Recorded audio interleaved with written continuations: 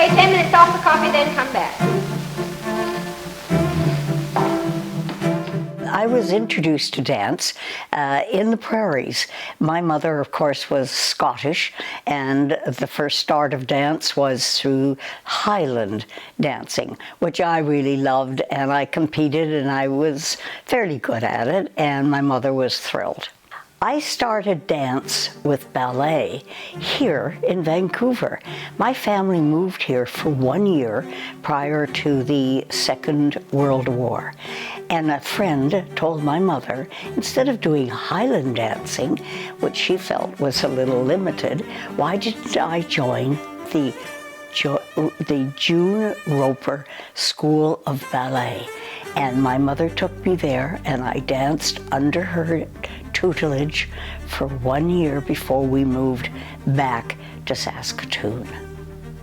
It was the beginning of my love of this form of performing, and I've enjoyed every minute of it since then.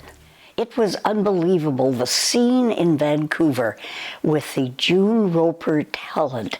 She was a masterful instructor of ballet, and she had come from California and had this flair. I loved it. That 1 year that I was in her school, she painted 2 dancers in gold paint, and that's what the impression I had, was that everything was a show, and it had to be the very best and exciting. My family moved to Ottawa when my dad was transferred there in the Air Force. And it was a wonderful, a new experience for me, because I was introduced to ballet with wonderful teachers.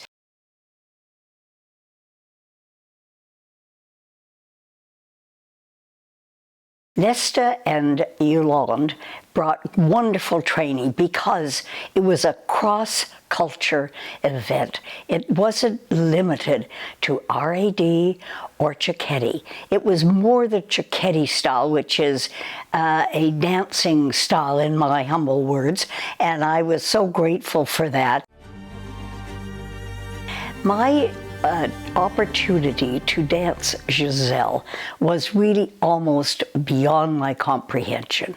I started training when I was 17 to do this fascinating role, with Yolande and Nesta supporting my efforts. And can you imagine, at that tender age of when I danced it at 18, that I was supported in the role of Giselle by a gentleman called Vladimir Dukadovsky, a leading dancer with the Ballet Russe de Monte Carlo. He arrived and was a fantastic support for me. I don't think I truly, fully understood what it meant to dance that beautiful role. As I've aged, I have now understood and watched famous dancers like our beautiful Evelyn Hart and Karen Kane and many others, Johan Go, dance this beautiful role of Giselle. One of the main people that influenced my career was definitely Nesta Tumeen. She became my mentor completely. She and Slava even took me to New York to see the Royal Ballet and witness Margot Fonteyn dance. They also came to Ottawa, and I enjoyed seeing them there too. But Nesta was definitely, without doubt, one of the biggest influences in my life, in my career.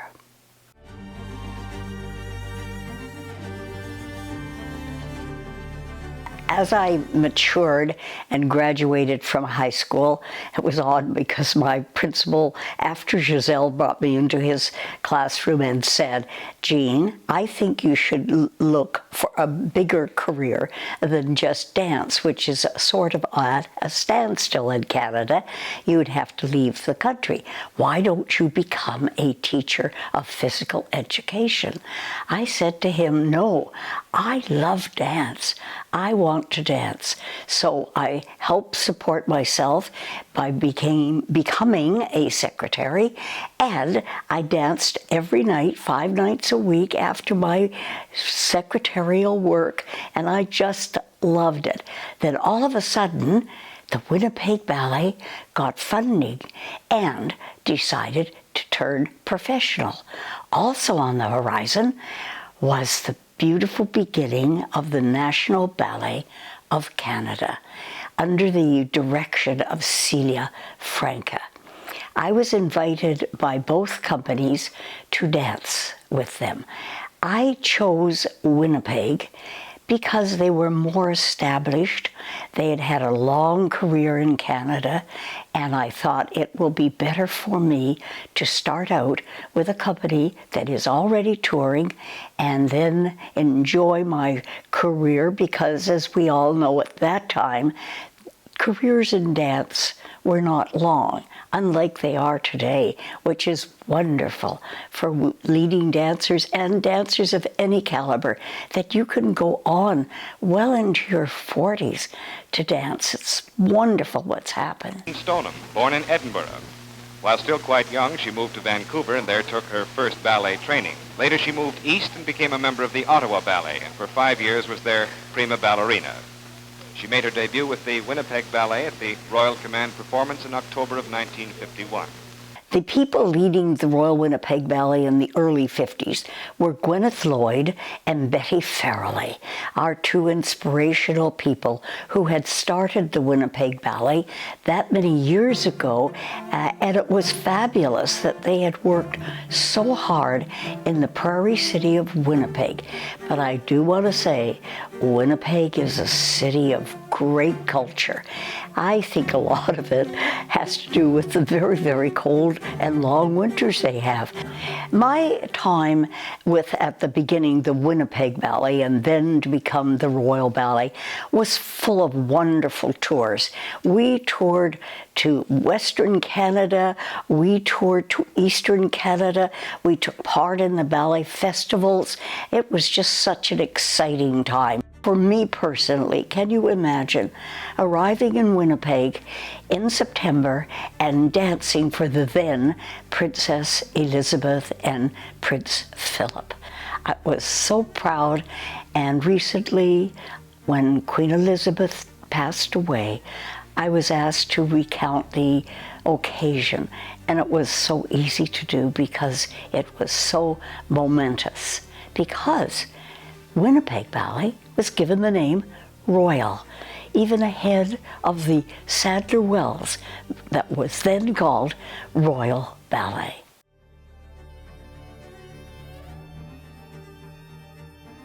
I have just returned home to Montreal after my career ended in Winnipeg.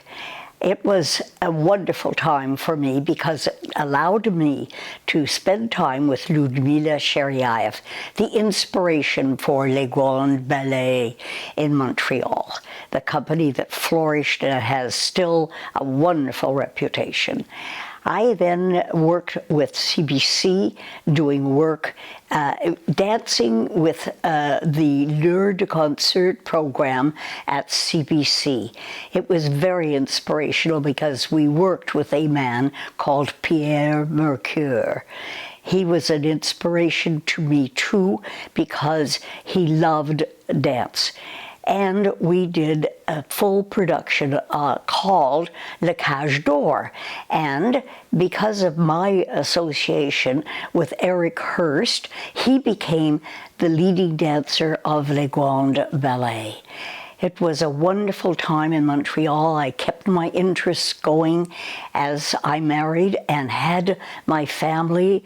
I was asked to adjudicate ballets, and it was a very, very wonderful time for me. In 1971, I moved permanently here to Vancouver, and it was a marvelous experience because we had an inspiration to start a ballet company in talking to people. It was a wonderful time of communication with people here.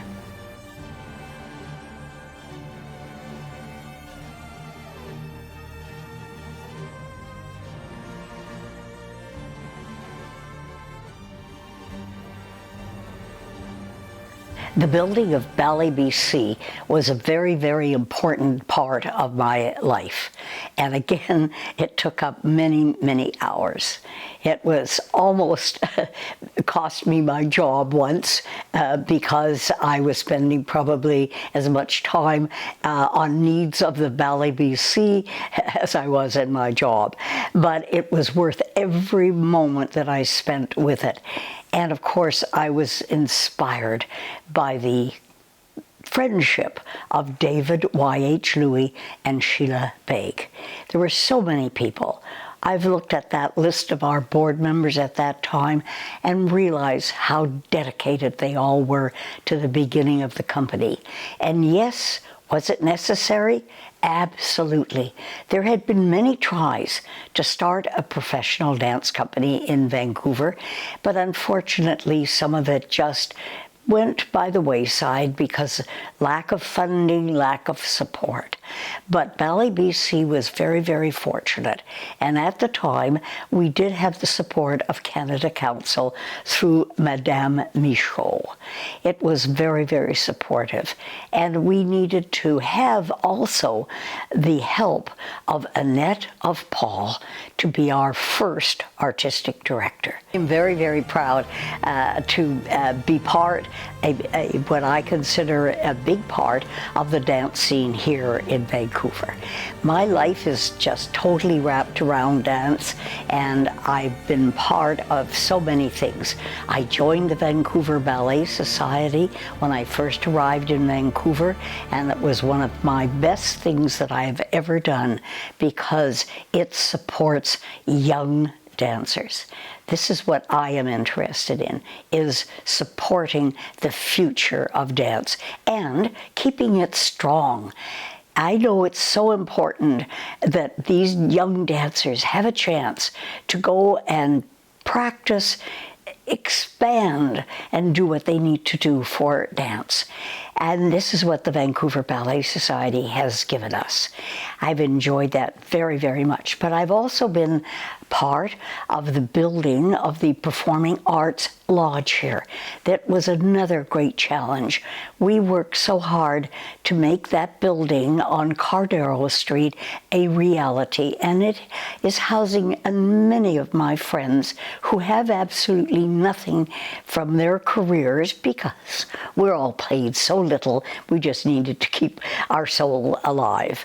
Anyway, and then I've also been very active with the building of the Dance Center. I was on their board for many years and very, very proud to be so.